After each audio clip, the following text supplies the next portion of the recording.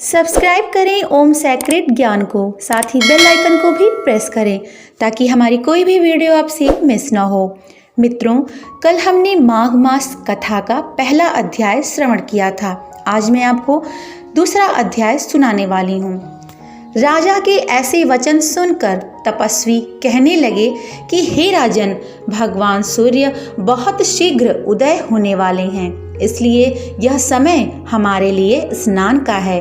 कथा का नहीं सो आप स्नान करके अपने घर को जाओ और अपने गुरु श्री वशिष्ठ जी से इसका महात्म्य सुनो। इतना कहकर तपस्वी सरोवर में स्नान के लिए चले गए और राजा भी विधि पूर्वक सरोवर में स्नान करके अपने राज्य को लौटा और धनिवास में जाकर तपस्वी की सब कथा रानी को सुनाई।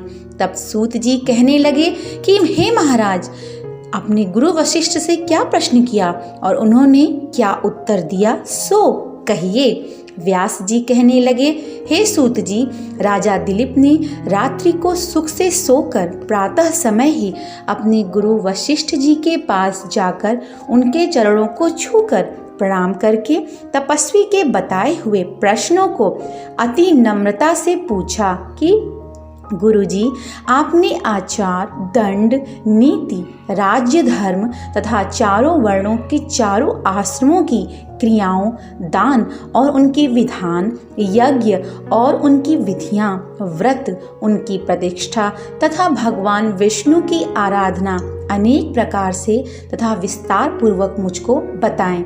अब मैं आपसे माघ मास के स्नान के महात्म्य को सुनना चाहता हूँ, सो हे तपोधन, नियम पूर्वक इसकी विधि समझाइए। गुरु वशिष्ठ जी कहने लगे कि हे राजन, तुमने दोनों लोगों के कल्याणकारी, वनवासी तथा गृहस्थियों के अंतःकरण को पवित्र करने वाले माघ मास के स्नान का बहुत सुंदर प्रश्न पूछा है। मकर राशि के सूर्य के आने पर माघ मास में स्नान का फल गौ, भूमि, तिल, वस्त्र, स्वर्ण, अन्न, घोड़ा आदि दानों तथा चंद्रायण और ब्रह्मकुर्च व्रत आदि से भी अधिक होता है। वैशाख तथा कार्तिक में जप, दान, तप और यज्ञ बहुत फल देने वाले होते हैं, परंतु माघ मास में इनका फल बहुत ही अधिक होता है।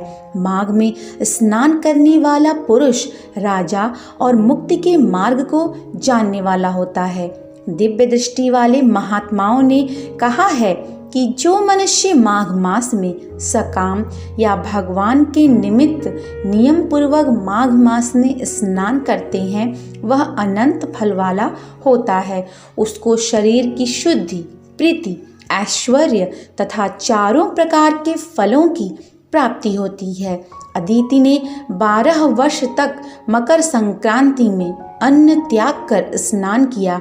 इससे तीनों लोगों को उज्जवल करने वाले 12 पुत्र उत्पन्न हुए। माघ में स्नान करने से ही रोहिणी, सुभगा, अरुंधति दानशीलता हुई और इंद्राणी के समान रूपवती होकर प्रसिद्ध हुई।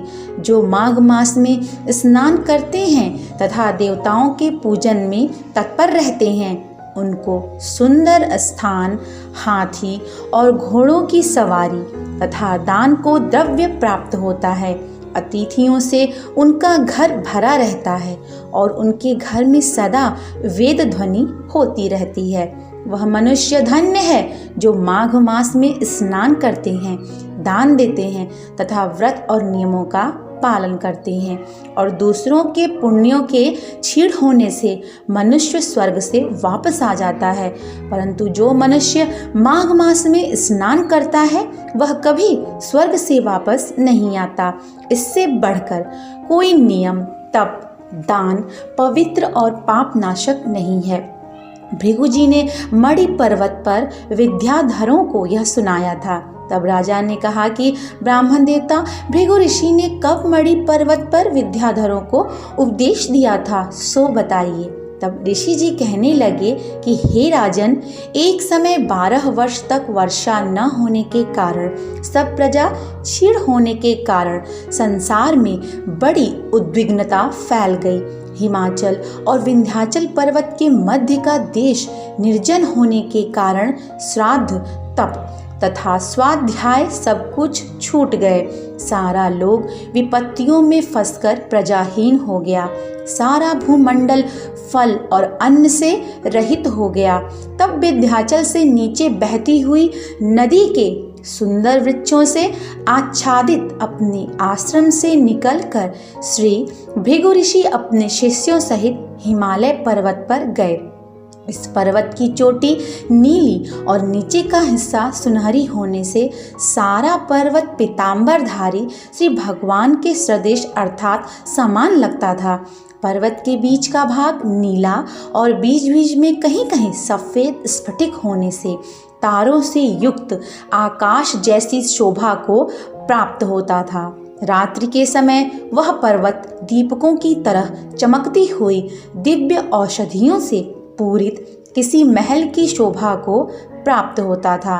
वह पर्वत शिखाओं पर बांसुरी बजाती और सुंदर गीत गाती हुई किन्नरियों तथा केले के पत्तों की पताकाओं से अत्यंत शोभा को प्राप्त हो रहा था। यह पर्वत नीलम, पन्ना, पुखराज तथा इसकी चोटी से निकलती हुई रंग बिरंगी किरणों से इंद्रधनुष के समान प्रतीत होता था। स्वर्ण आदि सब धातुओं से तथा चमकते हुए रत्नों से चारों ओर फैली हुई अग्नि ज्वाला के समान शोभायमान था। इसकी कंदराओं में काम पीड़ित विद्याधरी अपने पतियों के साथ आकर रमण करती हैं और गुफाओं में ऐसे ऋषि मुनि जिन्होंने संसार के सब क्लेशों को जीत लिया है रात दिन ब्रह्मा का ध्यान करते हैं और कई एक हाथ में रुद्राक्ष की माला लिए हुए भगवान शिव की आराधना में लगे हुए हैं। पर्वत के नीचे भागों में जंगली हाथी अपने बच्चों के साथ खेल रहे हैं तथा कस्तूरी वाले रंग बिरंगे मृगों के झुंड इधर उधर भाग रहे हैं। यह पर्वत सदा राजहंस तथा मोरों से भरा रहता है। इसी कारण इसको हेमकुंड कहते हैं। यहाँ पर सदैव ही देवता, गुहिक और अप्सरा निवास करते हैं। मित्रों, आज के लिए इतना ही। कल मैं तीसरी कथा के साथ प्रस्तुत होंगी। तब तक के लिए हरि ओम।